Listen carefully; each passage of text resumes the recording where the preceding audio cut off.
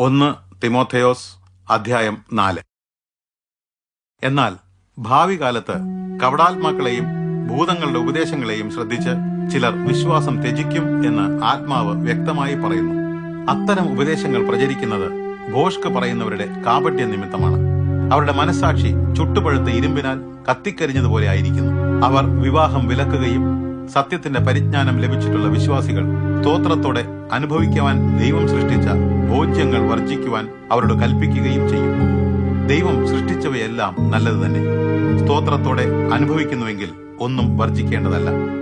ദൈവവചനത്താലും പ്രാർത്ഥനയാലും അത് വിശുദ്ധീകരിക്കപ്പെടുന്നുവല്ലോ. ഈ കാര്യങ്ങൾ സഹോദരർക്ക് മനസ്സിലാക്കി കൊടുത്താൽ വിശ്വാസത്തിന്റെ വചനത്താലും നീ അനുസരിച്ചു പോന്നിട്ടുള്ള പദ്യോപദേശത്താലും പോഷിപ്പിക്കപ്പെട്ട് നീ ക്രിസ്തുയേശുവിന്റെ ഉത്തമ ശുശ്രൂഷകനാകും. ഭക്തിവിരുദ്ധമായ കെട്ടുകഥകളെ ഒഴിവാക്കി ദൈവഭക്തിയിൽ അഭ്യസനം തേടുക. കായികാഭ്യാസം അല്പം മാത്രം പ്രയോജനമുള്ളതാണ്. ദൈവഭക്തിയോ ഇപ്പോഴുള്ളതും വരുവാനുള്ളതുമായ ജീവിതത്തെക്കുറിച്ചുള്ള വാഗ്ദാനങ്ങളുള്ളതാകയാൽ സകല കാര്യങ്ങളെയും സംബന്ധിച്ച് പ്രയോജനമുള്ളതാണ്. ഇത് തികച്ചും അംഗീകാരയോഗ്യവും വിശ്വസനീയവുമായ വചനമാണ്.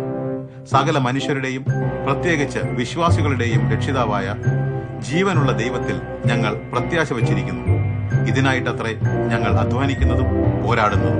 ഈ കാര്യങ്ങൾ നീ ആജ്ഞാപിക്കുകയും ഉപദേശിക്കുകയും ചെയ്യുക. നിന്റെ യൗവനം ആരും പുച്ഛിക്കുവാൻ ഇടയാക്കരുത്. പിന്നെയോ വാക്കിലും പെരുമാറ്റത്തിലും സ്നേഹത്തിലും വിശ്വാസത്തിലും നിർമ്മലതയിലും വിശ്വാസികൾക്ക് മാതൃകയായിരിക്കണം. ഞാൻ വരുന്നതുവരെ തിരുവചനം വായിച്ച് കേൾപ്പിക്കുന്നതിലും പ്രബോധിപ്പിക്കുന്നതിലും പഠിപ്പിക്കുന്നതിലും ശ്രദ്ധിക്കുക.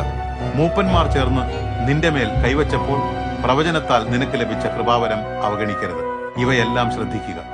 ഇവയ്ക്കായി സ്വയം അർപ്പിക്കുക. അങ്ങനെ നിന്റെ പുരോഗതി എല്ലാവരും കാണുവാൻ ഇടയാകട്ടെ. നിന്നെ തന്നെയും ഉപദേശത്തെയും സൂക്ഷിച്ചുകൊള്ളുക. അവയിൽ നിലനിൽക്കുക. അങ്ങനെ ചെയ്താൽ നീ നിന്നെയും നിന്റെ ശ്രോതാക്കളെയും രക്ഷിക്കും.